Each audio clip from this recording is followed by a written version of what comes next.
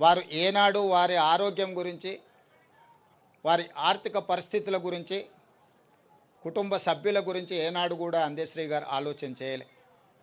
ఈ 4 కోట్ల తెలంగాణ ప్రజల యొక్క సమస్యలే తన సమస్య అని, ఈ సమాజమే తన కుటుంబం అని భావించిన ఒక గొప్ప మానవతావాది. నాకు వ్యక్తిగతంగా మనసుకు చాలా దగ్గరగా వారి ఆలోచన, వారి స్ఫూర్తి ఎప్పుడూ నాకు కలిగించే విధంగా వారు కలిసినప్పుడల్లా మాట్లాడేవాడు. వారిని కోల్పోవడం తెలంగాణ సమాజంతో పాటు నాకు, నా కుటుంబానికి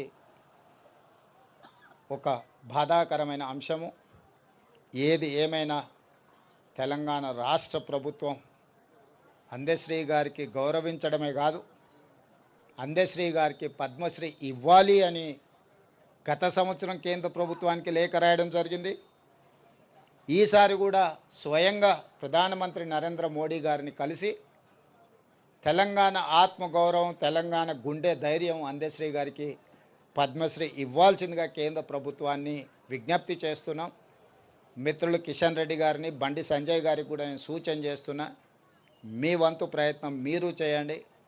తెలంగాణ రాష్ట్ర ముఖ్యమంత్రిగా అందశ్రీని గౌరవించుకోవాల్సిన బాధ్యత తెలంగాణ ప్రజల తరఫున మీ మీద, నా మీద ఉన్నది.